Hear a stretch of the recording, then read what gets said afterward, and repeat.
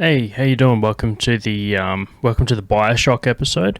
This is a treat, actually. I had a lot of fun filming this and playing this game. And as just to cap off the series, I have a special show for everybody to watch. I actually have two of the playtesters from BioShock on the show. So after this, there'll be a video that I did with Kirky and Russ, the two playtesters for the two of the playtesters for the game, and at the end of the episode I'll be finishing up the end of the last level that I was on, which is the become a big daddy level. But yeah, this is a really cool interview, man. We get into some cool behind the scenes stuff about the game.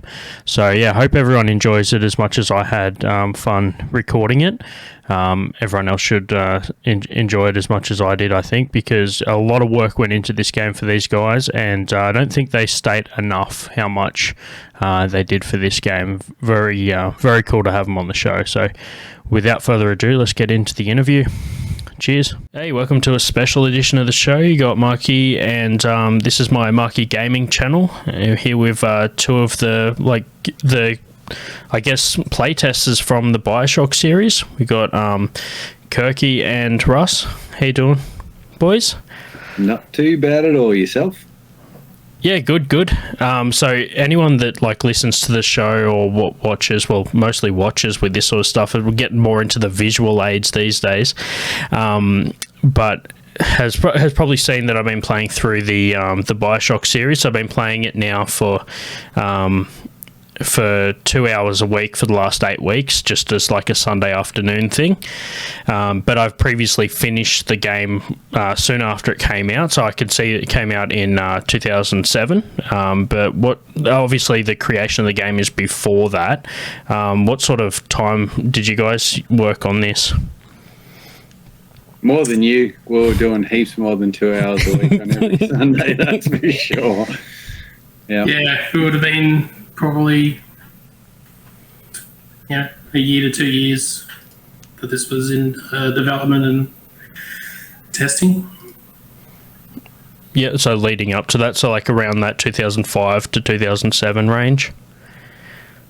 I believe so. Don't take my word for it. Yeah, no, the weird thing is, because we actually had a little bit of a start on it before that, because there was some ideas knocking around, and yeah, we were playing with the ideas before it even sort of came to development. Yeah. So yeah, the idea was around for a long time, and we were just sort of looking at it and seeing if it would be a good game. Yeah. At the time we were working on various prototypes for other games, and then I guess someone had the idea to work on this from the Boston studio, and next thing you know, everyone was talking about how we're going to be working on the spiritual successor to System Shock, which was very exciting. Yeah, cool.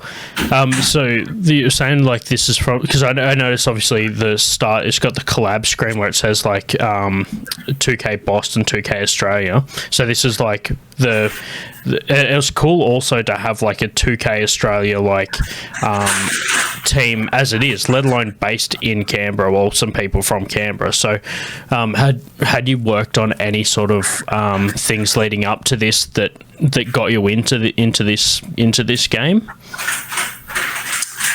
Well, as a studio, we had released several games beforehand, but this was the first real collaboration between us and Boston.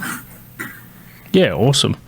So what about, obviously we get more into BioShock itself, but just to lay the foundation, what kind of games have you guys worked on in the past?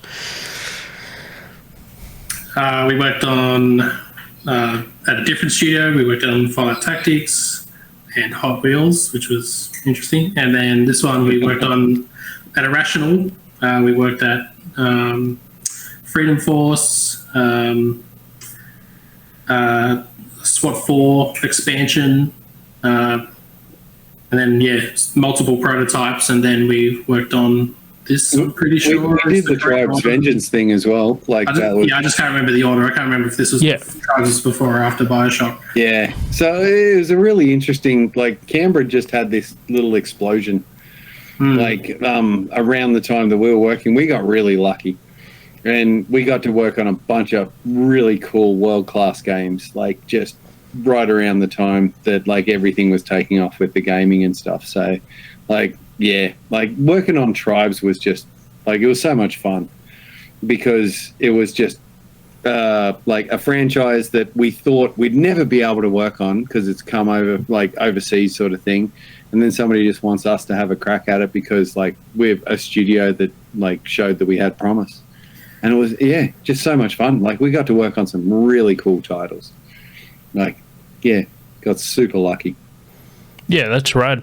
Like I remember I was actually talking to a couple of the because when I first came across this game's early days of playing Xbox 360 and getting into probably when was I was still in high school, and I remember talking to some of the guys at the game shop that I was going to. I don't even know if it was EB Games. I think it was just one of the other franchises that doesn't exist anymore. Yeah, before EB just ate them all up. Stomped them. Yeah. I'm pretty sure it was actually remember the one called Game? It was just called Game. Yeah. I'm pretty sure it was just called Game, and So I remember talking to the guys there, and they were just like, hey, do you know that this game here had people that worked on it in Canberra? And I'm just like, dude, I have to give that a crack. And then here I am all these years later, I'm actually streaming the game, playing through it, and now I actually get to talk to some of the people that put it together. So it's really cool how it's sort of come full circle. Yeah, it was pretty exciting when we walked into the shop and actually saw our box on the shelf and just went, oh man, that's something that we worked on. Absolutely crazy. It was also one of the first games that really it was one that we could bring up that other people knew about without having to go look it up. So it was good to be able to work on something that actually had some degree of mainstream popularity. Yeah, that is cool. It's like being in a band that has a single, and you go, oh yeah, no, I was in that band. Yeah, so, it's like cool. It's like with my. Great. Yeah, that's rad, man. It's like with my comedy stuff, if I have a guest on the show where I'm I used to be oh, he did he is kind of not as big, and then when I start getting names like Tom Ballard and Daniel Muggleton and stuff, people are oh, I actually know that name. It's good to get to the point where I'm actually doing stuff, and it's the from the consumer's point of view, saying that I know people that worked with game testing and that sort of stuff. It'd be oh, what games have they worked on? And when we say BioShock, because I've been kind of chatting about this to my friends for a while, and this is the first time I've spoken online about having you guys on here, because I never really promote something until it's a sure thing, because I never really it's you don't know until you actually do the episode. But I've been talking to buddies of mine, and you sort of say oh, these guys worked on BioShock, and you never have to tell them to look it up. They know what BioShock is. It's not just, and to be fair, man, I think it had that kind of credibility from the first game onwards. It's not one that's had 3 games before people recognise where it's come from. If you look at series like Grand Theft Auto, GTA 1 and 2 and London are just no one really recognises that. They recognise 1, 2 and London because they played from 3 onwards. Mm. But I think that the first game had already built the credit. Yeah, well, I mean, they didn't muck around. They, as I said, we're working on various prototypes, and then they sort of proposed to the Australian studio, hey, you're going to be working on this game, and we were excited because of, it was meant to be the spiritual successor, as I said, and then we knew E3 was coming up, and that was back when E3 actually had all the, you know, booth babes and games, and, you know, it was actually a, you know, a public event almost. And, you know, they were talking about outsourcing for the promo trailer for the game, and it really, they did a good job of generating excitement within the studios as well, from the get-go. That's a really good point. Like, everybody just got so G'd up to work on this project because it was starting to get hype. Like, yeah. And yeah, because before that, we'd worked on like all of these projects that sort of like were really great games, like fantastic games, but didn't have that sort of press behind it. Like, it didn't have that, like, that big push. And then all of a sudden, people are expecting us to be awesome. Like, and yeah, how do you follow that up? You've either just got to be awesome or fail, I guess. Like, well, yeah.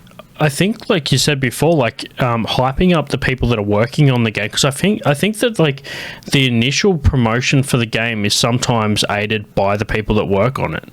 Like, you know, the people that are working on a game will sometimes like talk about it to their friends, and like that kind of chatter tends to spread pretty quickly, which is really cool. It's like, it's a pretty smart marketing technique is to get the people working on the game to talk about the game they're working on after it's obviously after you're able to talk about it. I'm sure like some situations you have to kind of keep it under wraps, but yeah, I think that, yeah, like I said, it's good to build that buzz from the ground up. Yeah, and for an unknown franchise to be able to do that and actually take off, like, so it wasn't, well, like you said, Russ, like spiritual successor, but that's like a fairly small market. Like, when you think about it, the amount of people that were like playing the System Shock and all that sort of thing. But yeah, to be able to create that buzz around that was pretty special, and yeah, made us want to like actually crank out something super decent. It is good. Yeah, you want to be good for it. Yeah. Like, so you get a gig. Oh no, we're supporting Metallica. Like, all right, can we be average? No, we're probably got to be all right.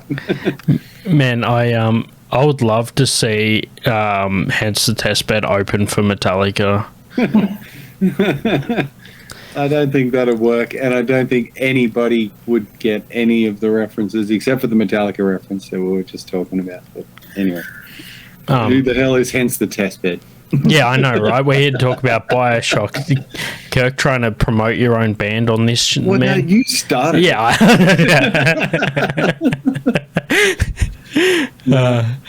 But yeah, I was talking before we did the show, not just about like how cool it is to have like an Australian studio working on this, but also having like some Australian references. So we were chatting about how one of the characters in there, and I'll just switch to like the page, but one of the characters in there, as I'm playing the game, and I clipped this on my Twitch channel, but I was just like, man, this is cool to hear like an Aussie accent. So we switch over to this character here.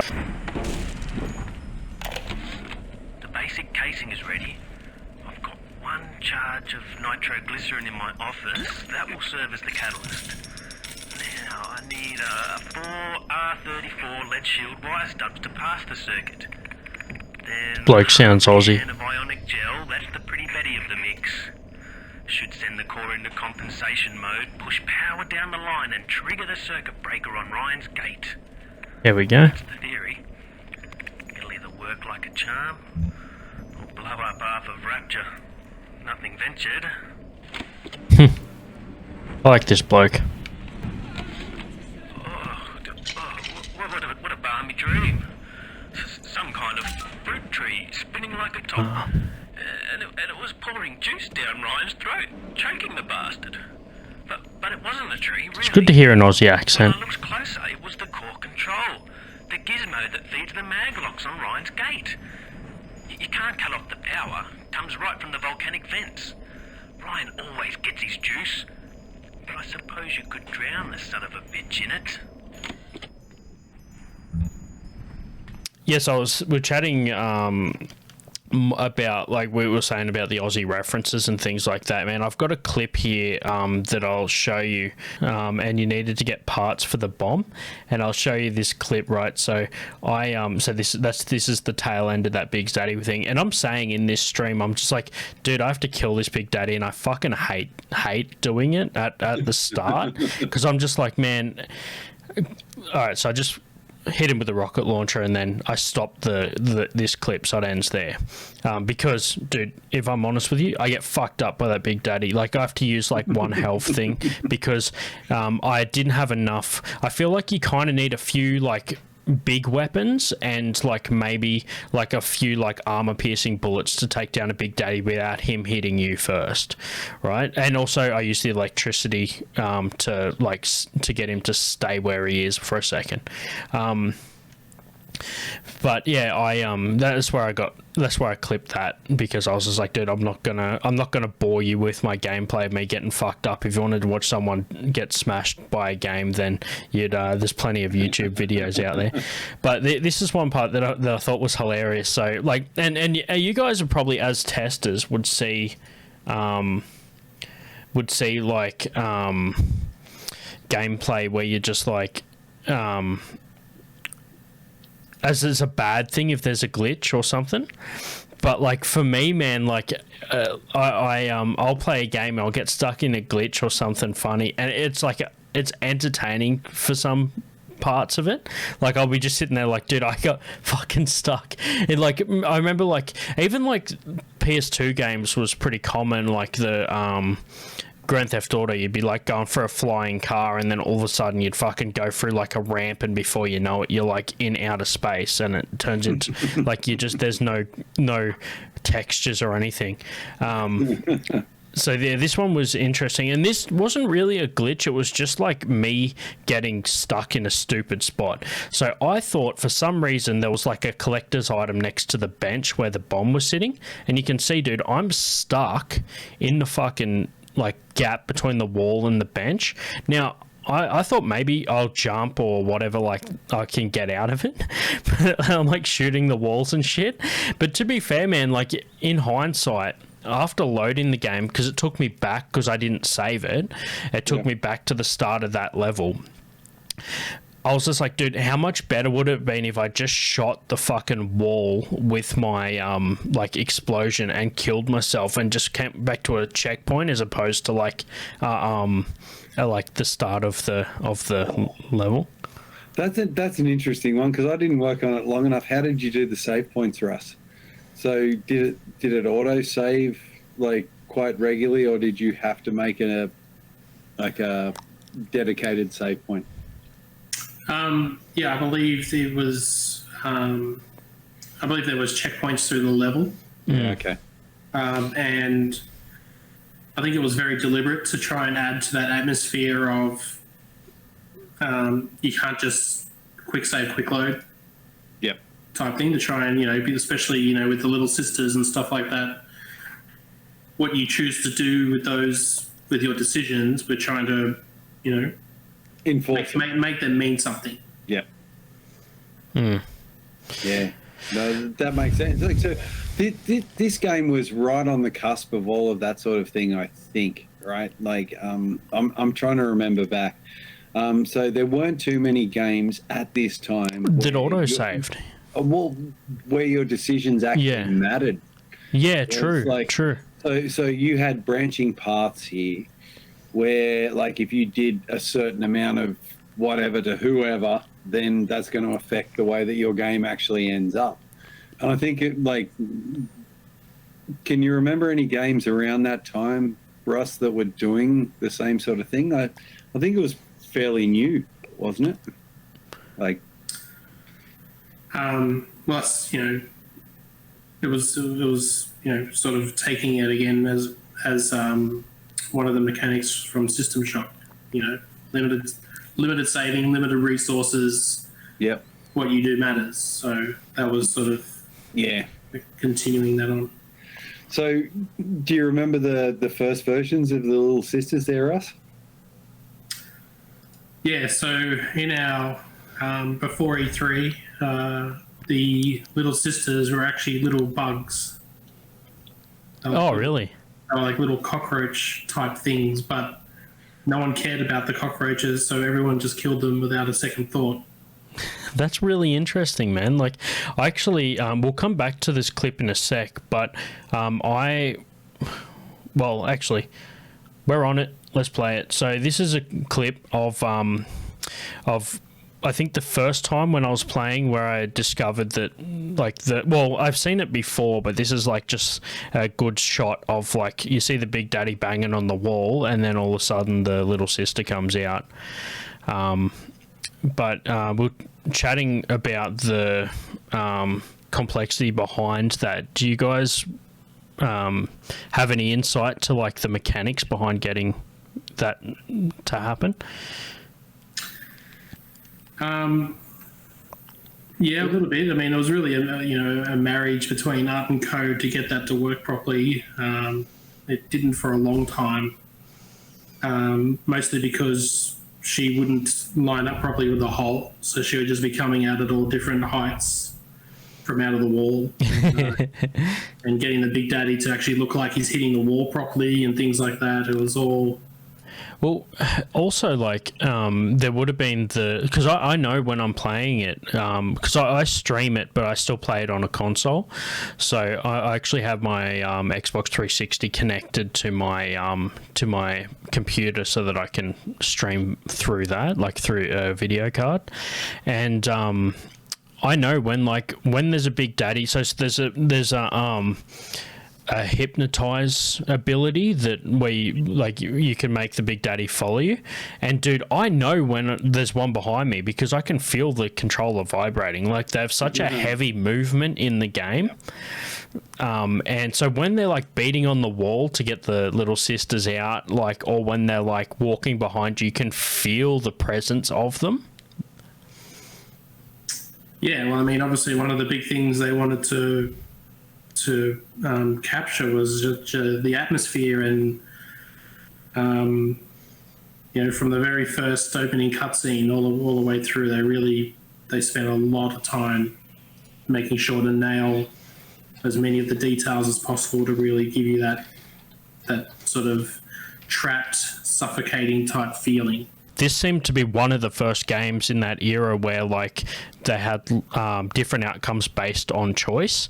And we're also chatting about autosaves, which, like, I honestly, the first time autosaves came around, I didn't trust it. Like, and even to this day, man, I still save game as much as I can. Obviously not in the clip that I had. So it was kind of like the first of, like, that series where you could kind of rely on autosaves, or where sometimes you would choose an option, it would change the outcome of the rest of the game. What was it like to test that dynamic and have things where you could actually change the outcome? Yeah, well, there's sort of two parts to that answer.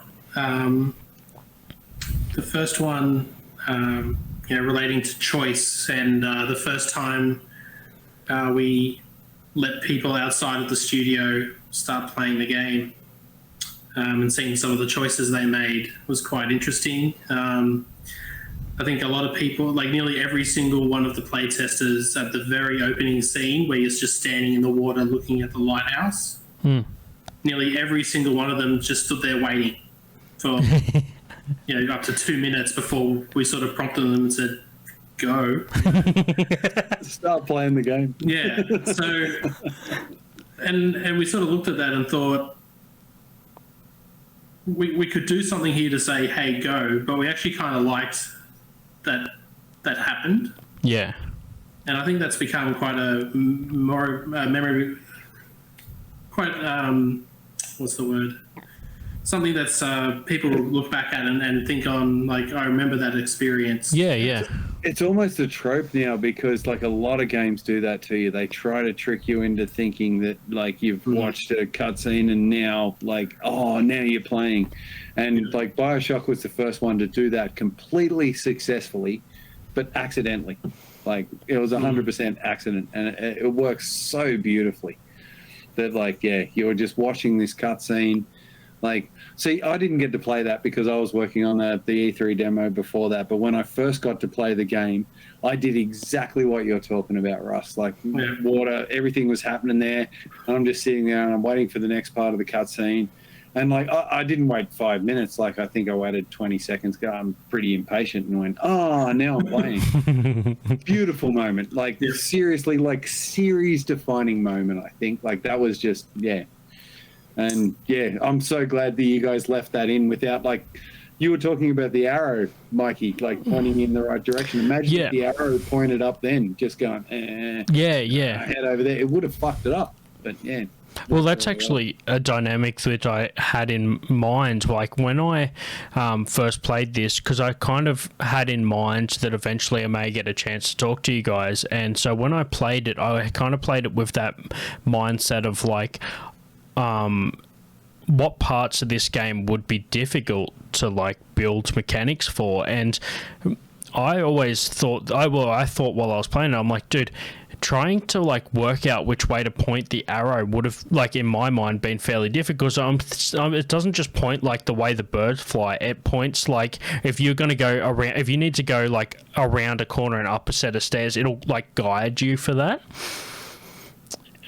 So yeah, I think, you know, again, it's one of the outcomes of playtesting was people would sort of walk around a map and just be completely lost. And it was like, well, how are we going to solve that? We don't want to do, you know, maps and things like that. So that was a way around that. And to answer the second part of that question, we didn't really get to test the different outcomes because there was no ending to the game until like a month from going gold. Is that a big reveal? I don't know. Like, I thought the whole game was planned out from start to finish. No, that might be a big reveal there. Rusty. They had multiple story writers that were working on it for months. We had the first several levels, like that's why those first several levels are probably the most polished because that's what we had for the majority of development. Yep. And then, you know, sort of a month out, they were like, we've got to finish this, we've got to do something. And they scrambled over a weekend type thing, all the story writers, and decided on finally some degree of an outcome. But, you know, in terms of testing the full ripple effect of your decisions, that wasn't not something we really got to do very often. It was more, you know, the decisions in the levels and, you know, do I harvest the little sisters, do I not, make sure, you know, the rewards and all those sorts of things work. But yeah, it was a very interesting last month trying to finish the game. Yeah, that's amazing. Dude, I always like at the so I played a game. I don't know if you guys heard of this one, also called Dante's Inferno. It was very like decision based, and I finished that game both doing only good or only evil, and to be honest, man, I feel like the evil side just was a lot more fucking badass in that game. But in this one, dude, I always feel bad like when I choose the evil choice. Like I hate grabbing the like and just like, you know, not saving them. Yeah. I think that was like, even the brief time that I worked on it, that was a really big thing. Like that moral choice, like, and I think that's the whole thing that defined this game is that moral choice that you had, whether it had an outcome or not. Like you could do something, but you could also choose to not do it, if you know what I mean. Like so in Pac-Man, you had to eat the ghosts. Imagine if you could just go, oh yeah, actually the ghosts are pretty cool. I'll let them like hang out and do. Yeah. That was the first game that gave you the choice not to eat the ghosts. Dude, it's the best part about Pac-Man when, like, the tables turn, dude. Like, all of a sudden, the hunter becomes the hunted. Yeah. Yeah. Yeah. Somehow turn this into a Pac-Man podcast, dude. We just all talk about how great Pac-Man was. I could do that for weeks. Actually, there's a cafe here in Canberra that has one of the tables, like the old arcade tables. Yeah. Yeah, okay. So I always, I think it's probably the only thing I actually use cash for anymore. Now, have you made it to level 256 and glitched it out or not? Not before my coffee was ready. There you go. But sorry. I was going to say, I'll tell you off air of a little company that might be able to sort you out. Yeah, really? Nice. Coffee and Pac-Man company, ready to go. I don't have shares in their company, so I'm not giving them a free plug. Oh man. Oh, I was going to ask you, Russ, was it BioShock 1 that had the elevator that was the different one, or was that BioShock 2 where you go down to the bottom floor and the elevator completely fucking changes? Like the interior. Do you remember that? Yeah, I'm not sure what you're talking about. You might have missed that one. Yeah. Russ just knows that I'm like recording, so he's like plausible deniability. I am not liberty to say. Yes. Yeah, but anyway, I'll we'll close up. So I'll just do basically like a rundown of the last part of this, and then we're good. So yeah, like all the things we've chatted about with like the collaboration between 2K Boston and Australia, and also being like a local sort of more local homegrown game input anyway, has been really cool. Was there any during the development of this game or the testing of this game, was there any parts that were just really difficult to test that I haven't covered? Like just one that maybe you could pick that I haven't covered, that's just, not like the little sisters coming out of the wall or like any of the arrow or anything, but was there any parts in this that may have just been a small part of the game, but in the test process it was just like super difficult to just get this small element working? I don't know about working, but in terms of testing, the hacking minigame was quite difficult because it went through several iterations before they finally decided on like the connecting pipes thing. But even then, like you when you're trying to test the game and we're doing it purely to sort of tick a bunch of boxes and then, ship it out the door. It was one of the aspects that really, it was always a roadblock in a sense, because you had to sit there and make sure you lined everything up, try and remember 15 different combinations and all that sort of thing. So that was quite a time-consuming element to the testing. So were those actually randomly generated, or were they the same every time you walked up to a machine? I don't think they're random. I'm not 100% sure. It was that long ago. But, another aspect was the, different plasmids weren't, we didn't know what they were at the start. We had one or two. And then as the game developed, they would bring in more, and people found some interesting ways to try and combo them. Like one guy only played through using a wrench to see what would happen type thing, it was... That's really cool. Quite fun. Well, there was somebody else as well that tried to play through just shocking people in puddles, wasn't there? Yeah, like lead them into water and... Yeah, so there was a guy that tried to lead everybody into water and shock them into a puzzle. Wow, that's insane, man. If anyone's seen my gameplay, I'm lucky enough using all the weapons in my arsenal, let alone just one single thing. And also, so I at the start of the year streamed GoldenEye on N64, and talk about a game that if you haven't played before, you can really get stuck not knowing where the fuck you're meant to go next. But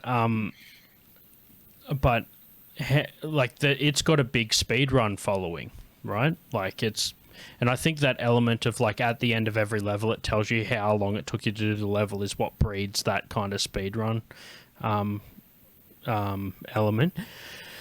But how is it like to see like you, Russ spent hours playing this game? How is it to see people like just like speed running it now? Like, is that is it cool to see that like dynamic, knowing how much work went into it and how quickly now people can play it? It is. I have a great appreciation for the speedrunners. You know, for the amount of time I've played it, I still wouldn't have thought of the ways they've thought of to speed through it. It's crazy to me, and all kudos to them. I love it. Like, yeah, but don't sell yourself short, right? Like, you've been playing an unfinished product from day one, right? They get to play a finished product, and they know that like the code isn't going to change the next day or something like that. So yeah, it's like the speed run tester edition where like you need to speed run it, but the game constantly evolves around you. Well, even the difficulty levels, like you think about the length of the game, and then late Friday you need to get a build out, and you're not going to sit there and test every single difficulty level. And when one of our first playtest sessions, someone went through on like the hardest difficulty and finished the game in like an hour or 2 hour playtest. Wow. And we're just like, we might have to go back and look at that, and so that's crazy. Mm. Yeah, one site that I do actually refer to a little bit is the average playtime site. So like when I'm planning out a game and I want to learn how long I think it might take me to, like how many streams I'll have to take to do it. So I go on there, and some people have like claimed that they finished it within a couple of hours. Like I think the slowest I seen reported on that site was like just around the 3 hour mark, which is when you're talking about an average playtime of 12 hours, that's pretty insane. Well, we were running through it pretty quickly because we knew like we didn't need to pick everything up most of the time or anything like that. So we're going pretty quick and smashing through it, 2-3 hours or so, I think, from memory. So yeah, that's crazy. That's really good. It's just like one of those things where you're just sitting there like, man, I'll like plan it for like 8 weeks. And then I was like, if I finish it, I'll play this other game, and I'm still like getting through it. But I think that you guys sort of as testers might like appreciate my game style more as far as getting the whole value out of the game, because I like to get all the items or like fucking go into all the rooms that aren't necessary to the storyline. So somewhere between a speedrunner and me is like your average player. Yeah. So, yeah. Yeah. I mean, that wasn't the only testing we did. I want to make that clear. That was sort of, smoke testing before getting builds out. But other than that, it was going to every container in a level. Yeah. And making sure that, everything could be looted, or that it had the loot that it was meant to have. Yeah. But then there's also, so many systems in place that we're checking for weapon damage types, plasma damage, plasma types, how do they interact? Just it was you're talking before about the difficulties in testing those, that marriage of systems could get quite complex when you start adding the different AIs in a single level with the different plasma types and weapons and environment things. Yeah. Well, yeah. So some of the times, like I remember when you and I were testing certain games, we would just be smashing ourselves against the geometry to see if we'd fall through it, basically. Like, so just like, random parts. You've got level bits to think about, right? So can you get through the locked door by just squiggling up to the corner and like sort of pushing yourself through a bunch of little pixels in the corner? Sometimes we could, So like finding those things just sort of yeah. Like sometimes there'd be no geometry, so you just walk straight through walls and Well, wasn't one of Halo 2? Like you and I got a copy of Halo 2 one time, and the first thing we did was jump on a place that we thought you probably shouldn't jump, and then we fell through the world. Like Halo 2. That should have been tested like impeccably. But like the first thing we did was just broke it, because that was the mindset we were in, and we know exactly what to do to find the faults in this stuff. Testers are basically assholes, because like you're just picking flaws in everybody else's work, just going, no, that's terrible, that's shit, look at that's broken, fucking do that again. Fuck. Well, like speaking of Halo, a buddy of mine that I played BioShock with him like when we were in high school, and he's played every one of the series as they've come out. He's a massive fan of the game, and probably listen to this episode. But anyway, I remember once we were playing Halo, and what happened is the dead bodies didn't get cleared away. So like if you die, when you play that map again, like after you respawn, your dead body is where you were when you died, right? So, and there was this like we just basically went through and did our version of like a test on this level. We were just trying to find any glitches or anything, and there was this one part that was separated by like a fall that was deep enough that if you fell down it, you would die, right? Even with full health. It was just deep enough to die if you fell, right? So what we were doing is we're trying to make the jump, because it was just far enough that it looked like you could probably make it if you got like a run up. And every time we would fall in like pretty much the same spot. And dude, it got to the point where we did it so many times that we're able to like just jump onto the pile of dead bodies and make it across the break.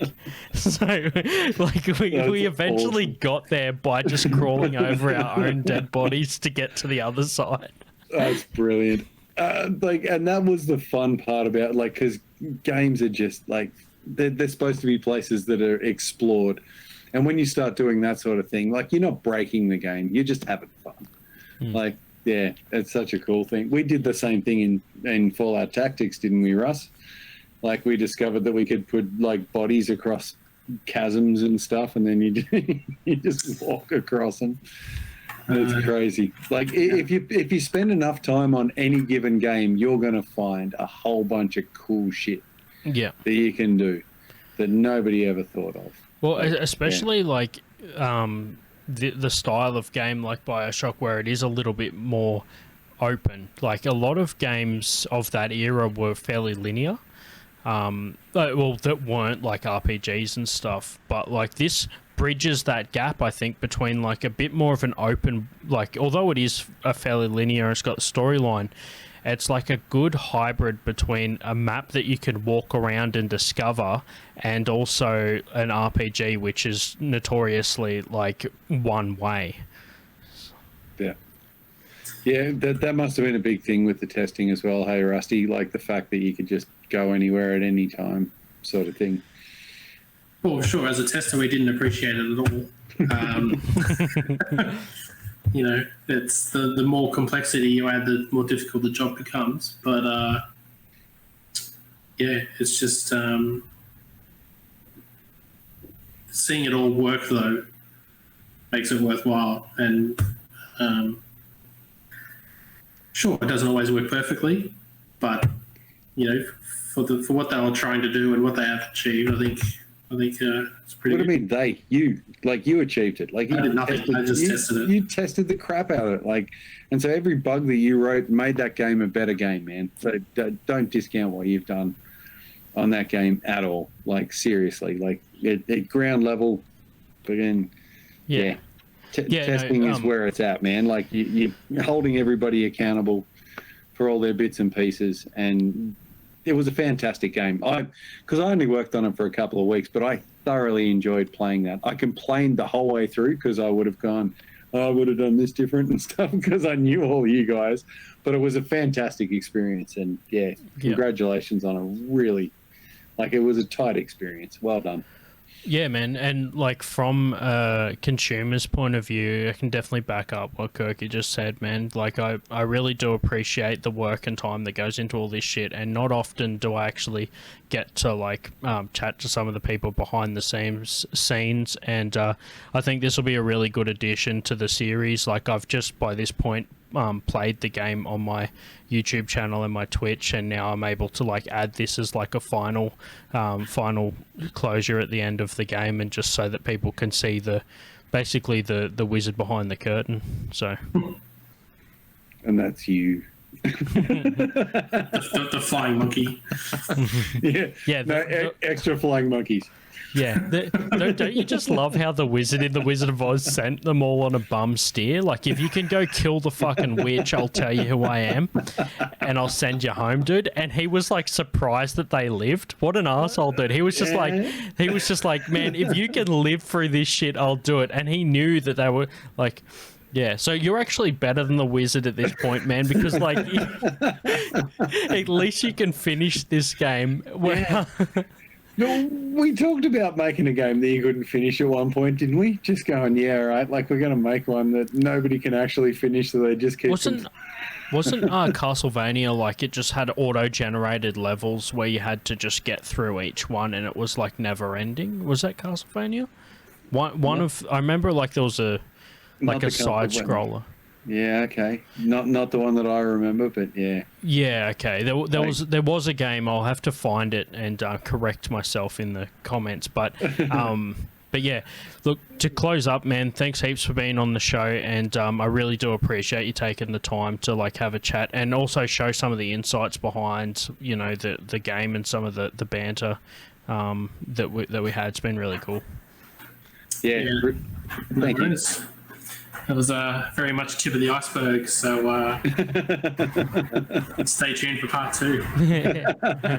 Well, I'm going to put a shout out, like, if there is any questions that people have, like, send them to me, markyworthingtoncomedy@gmail.com, and if I get enough, I can, we could maybe do just a Q&A thing, just for, like a short question thing in another episode, but if I don't get that many, then we'll leave it. But there is like quite a few people, so I mean that are into this game, so I think that maybe that could be, we could tease that as a potential thing if someone wanted some like question that they wanted.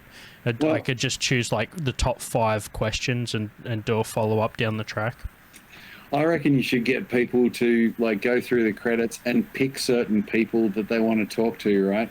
Because like I can then fire off questions to them, and they can ignore me like they did when I asked them if they wanted to talk about the game here. So I think everybody was so far in their mind that they just went, okay, no, I was done with that, and they've moved on to all these like other projects and stuff. Yeah, nobody really wants to talk, but I think it was actually an amazing time that like people should probably share their experiences about. And yeah, I'd even love to talk to some of the guys that I worked with at the time and go, like, what were your thoughts on this? Because you know how, like, you can be in a work environment and you don't even know what the other person's really thinking about that particular situation. Russ and I had a very, like, sort of, like, testing-focused take on it. It'd be lovely to talk to some of the programmers or some of the, like, the producers or something to see how this whole thing came together for them. Yeah. Like, yeah, that wraps up the BioShock sort of, I guess you could say, it's like an interview behind the scenes. So thanks everyone for tuning in, and make sure you check out some more games and some of the clips I've been talking about on my Twitch channel, Marky Worthington Gaming, and yeah, get behind Australian stuff. There's been some indie games that have come out in the last few years, and I think the Australian gaming development and creation scene is really cool. So this is a good starting point for where you can see the potential that we've got here. And thanks everyone for tuning in, and thanks guys for being on the show. No problem at all. Thank you for having us. Oh, sorry. I was just looking at my hair loss. Hair loss. Yeah. I'm getting pretty bold. All right, let's get into it.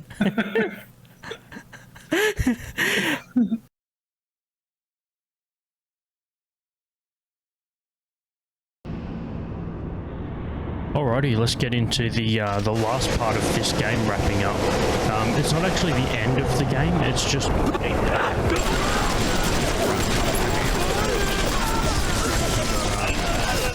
Really got a hooked into you. Gonna have to come back for it, sort of all thing. you want, but the old man bingo on one point of fact. You won't even walk till somebody says go. You might remember if you seen at the end of the stream. Then, where were we?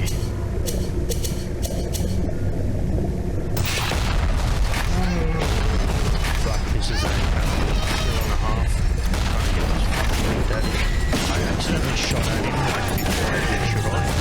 So I wasn't like ready to.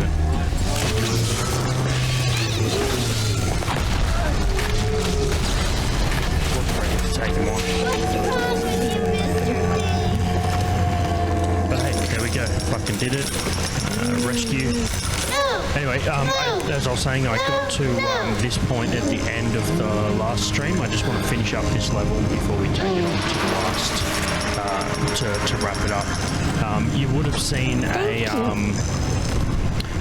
an interview that I actually did with the one of the testers from BioShock.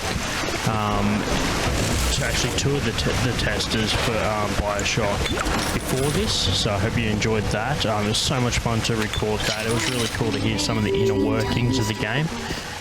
I think at this point what I actually need to do is get, from memory, get some Big Daddy parts so that I can make, turn into become a Big Daddy and move on to the next part.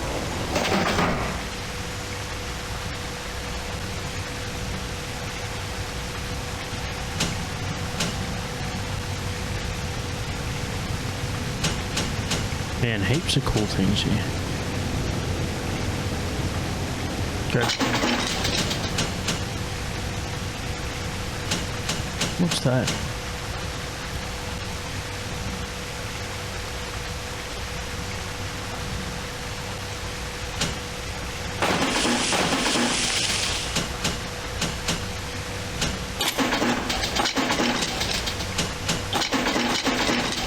These are usually the best, the armor piercing. I don't really use the bolt much, so let's go step up on that.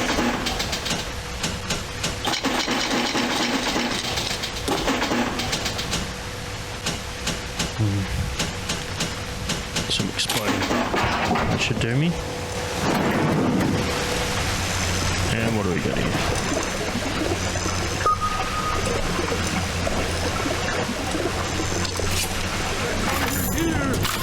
And I'm itching for a fight.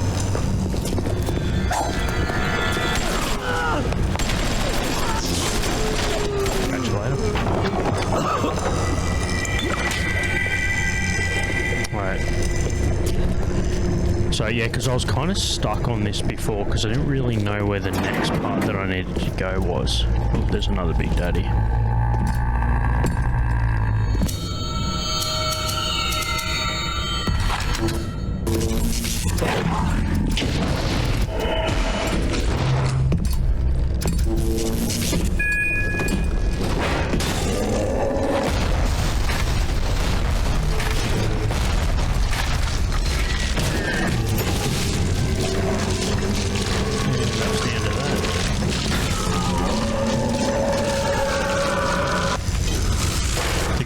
Is, I don't know, probably a little bit much.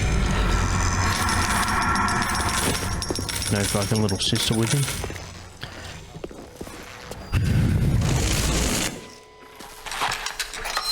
I've only got 2 grenades left anyway, so even if I fucking do come across another Big Daddy, it's going to be a bit of a... Quick, someone shut the door! I heard it once, but sometimes shit. Just fucking set the alarm off.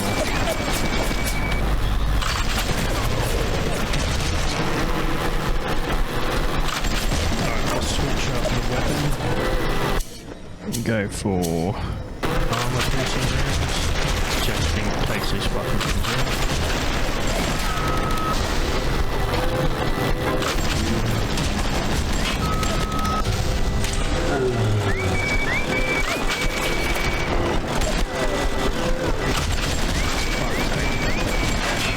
Not the best shot for this shit.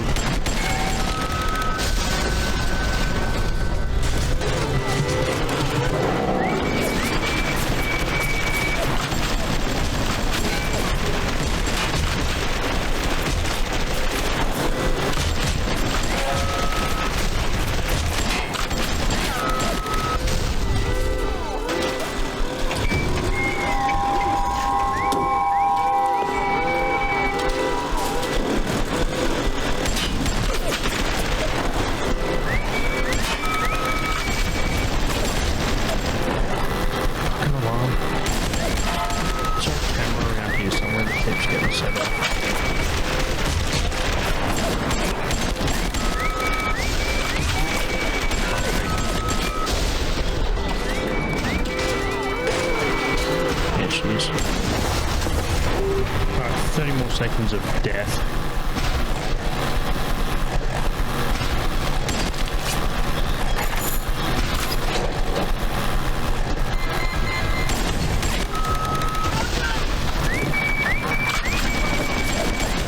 Fuck off. Fucking security cameras are the worst, dude.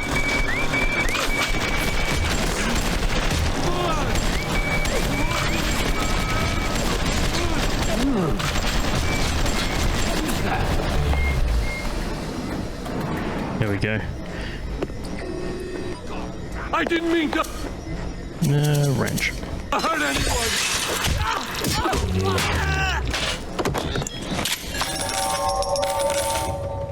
See if I can turn the electricity off for this fucking room somehow. Surely that's a thing.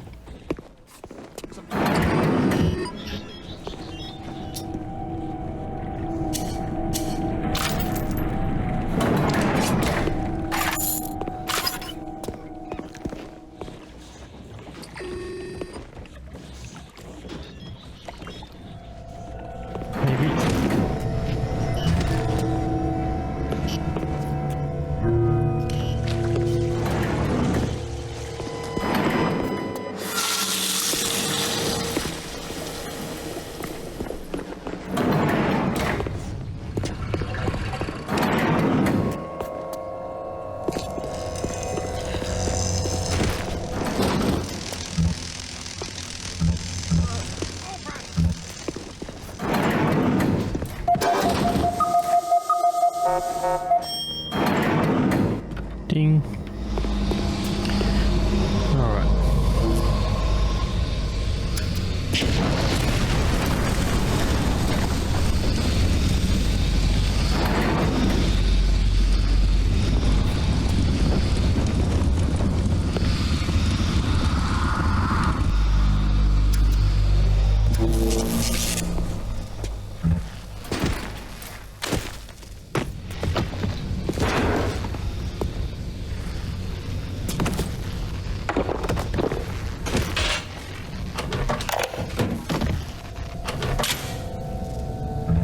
Have a listen. Fontaine is dead. Bad for Fontaine. Good for Suchong. Play hard to get for a bit. Then Mr. Ryan get hungry for me. Tenenbaum gone, Fontaine gone.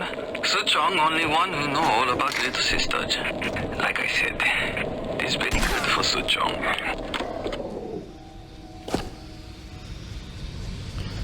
Smoke cigarettes.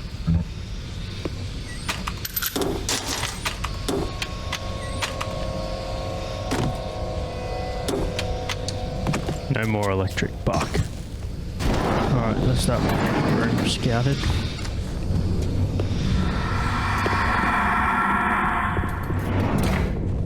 So what have I got left of bits to get?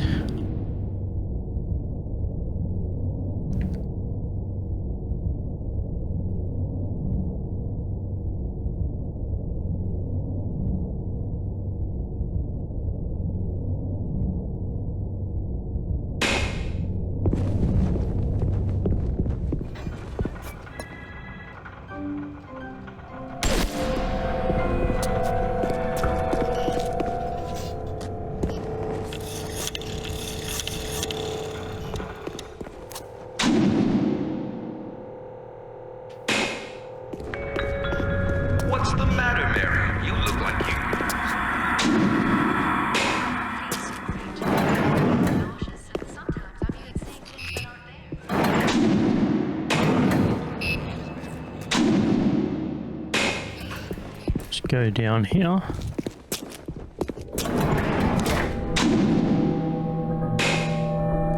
Atlas is a friend of the parasite. Don't be a...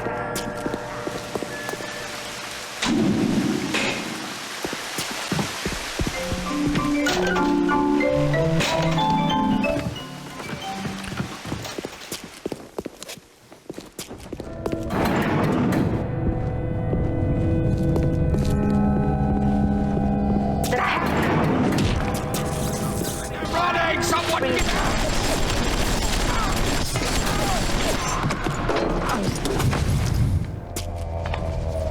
Just kill someone for glue.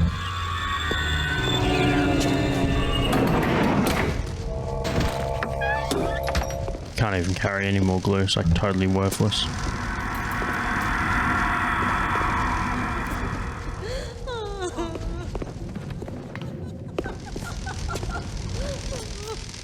Can't even open that door. Must have to go around or something. Andrew Ryan asks you a simple question.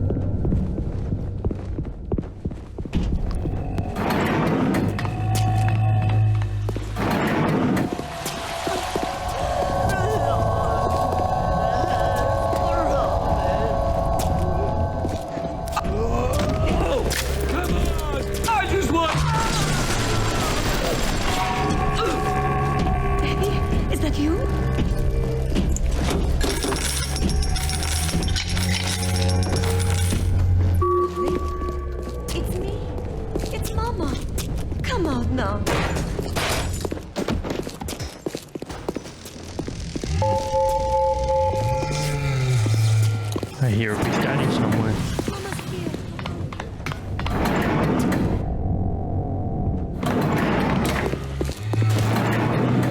My baby. No, not take us from me! Why are you leaving me?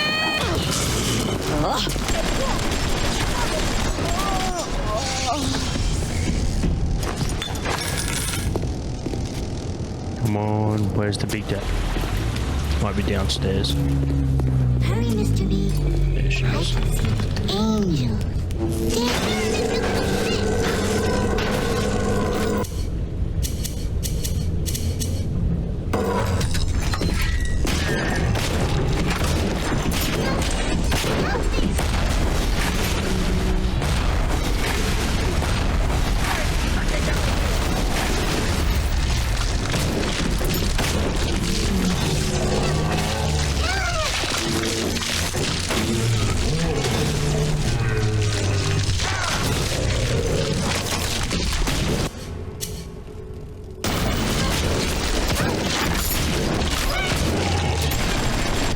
Nothing I had was strong enough to take it down. Why won't you move, Mr. Bubble?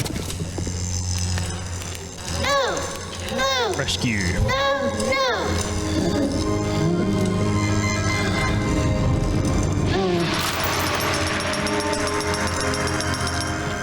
Thank you. Thank you.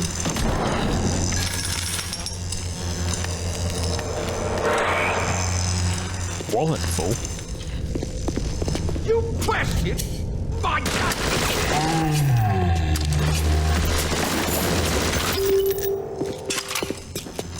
Typical behavior, my brother.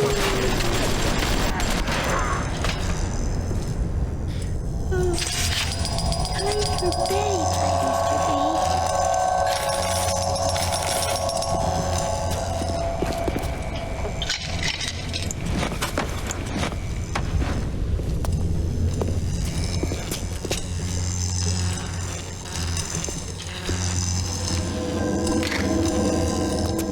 Alright, well, since my wallet's full, let's see if I can find something to buy.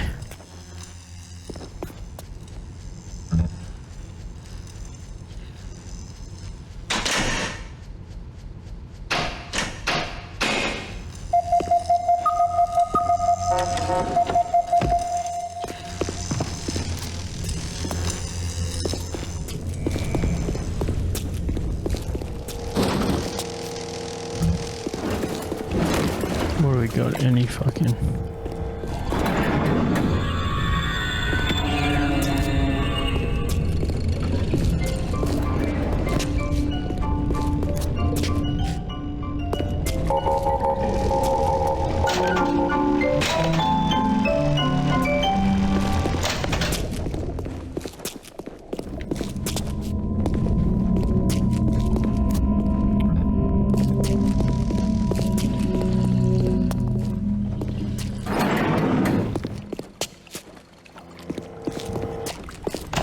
Welcome to the circus of value.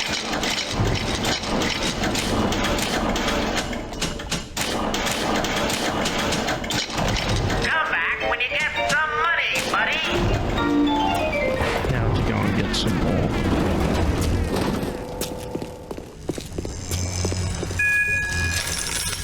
Some money.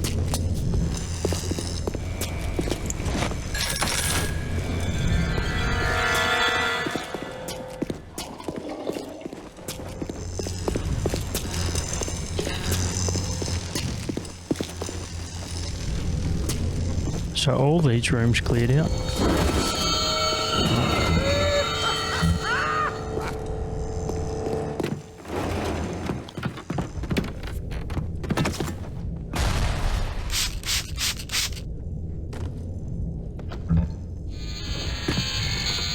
Fucking Mike Wazowski. Search the libraries. Big Daddy Boots.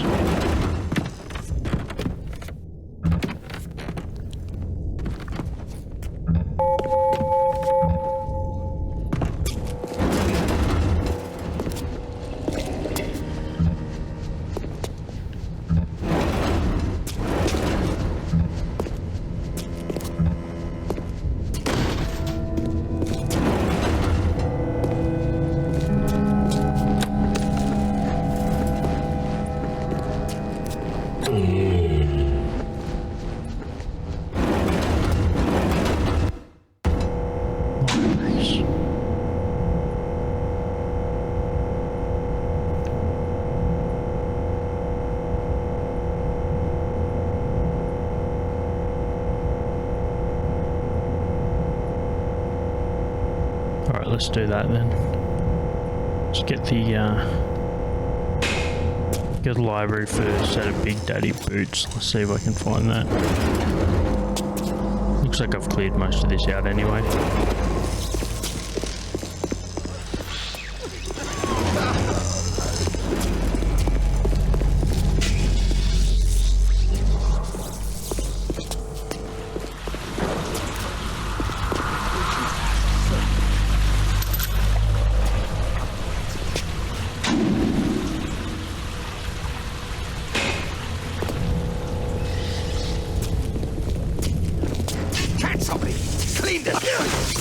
Down. Oops. I gotta be back that way.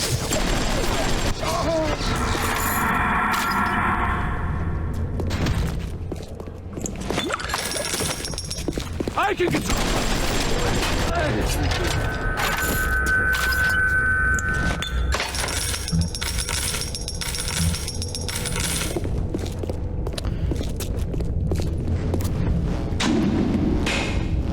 So it's the libraries for a set of Big Daddy Boots. Let's go to the library. Is that the hint I needed?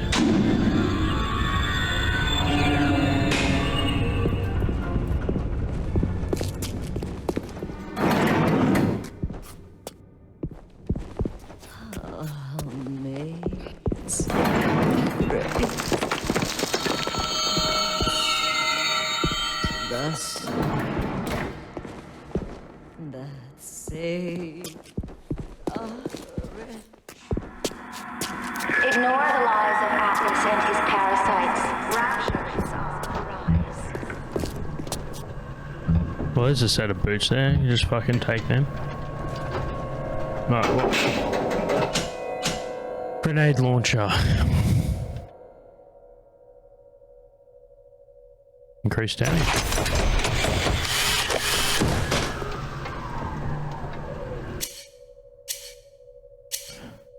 No bullets left in it, but that'll do. At least it's something. Alright, I think we're on to something here. Let's have a look around for some boots.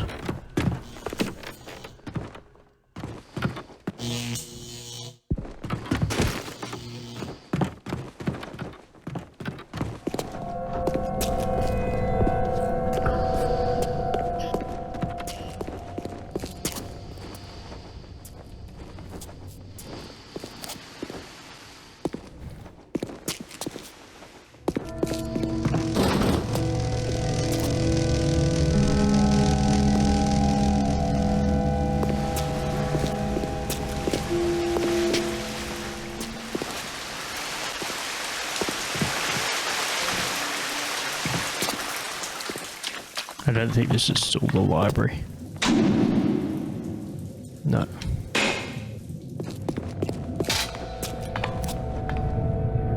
It goes back out to the main entrance. Come on, boots.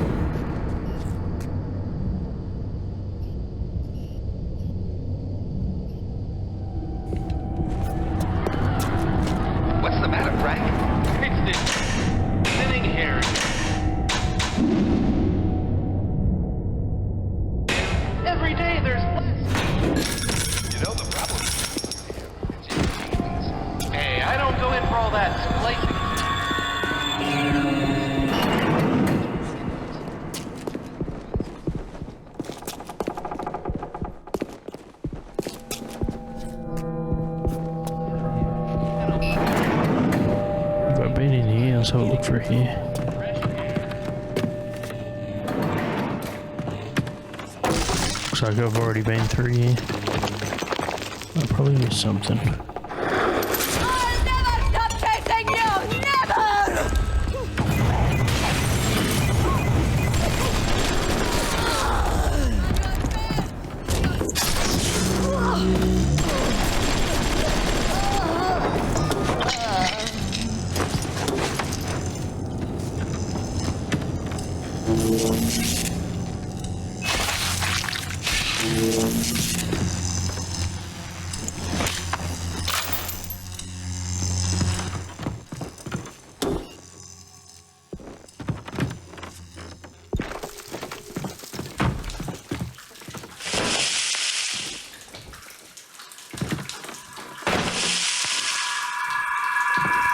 Looks like a place it could be.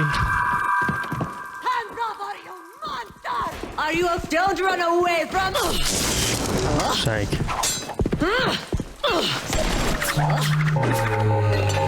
Come back here! Taking this out and fight me, you bastard! Boots. I hunt you, monster! Yes. Now this is a big daddy. Are you ready? Now go to the little sister vent by the proving ground. Nice. I got Rapture now. I've got the Atom now. You think that pill suit's even half enough to put the scare in me? Where you gonna go? Your life? Your family? They're a fairy tale, kid.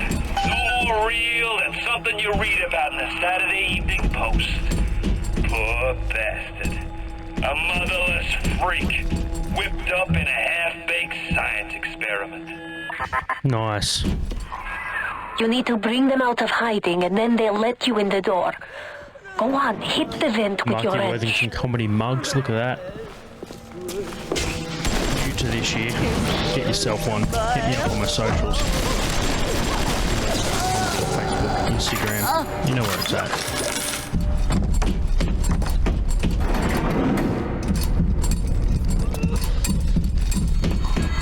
What is this you wait for? Go on. Hit the vent with your wrench. Knock, knock.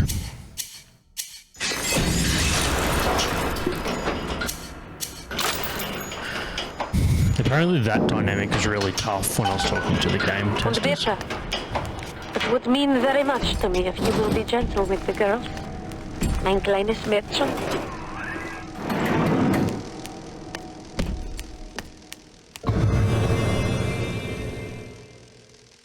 I don't mind.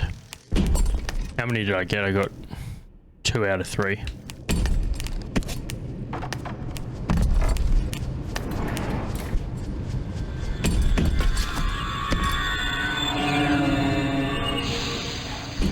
Cool. There we go. So became the big daddy, got the little sister. Fucking you beauty.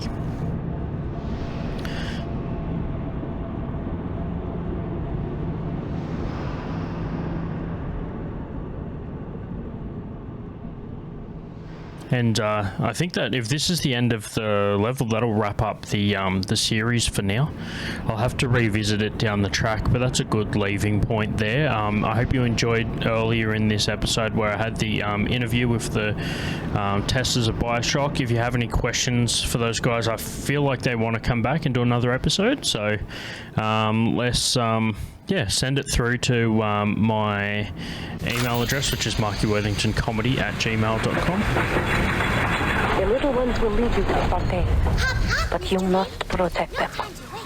And we'll ask some more questions down the track. So cheers everyone for tuning in. Make sure you also check me out on Twitch, Marky Worthington Gaming. There's links in my bio on Instagram, and I will catch you when I stream next. Cheers for everyone for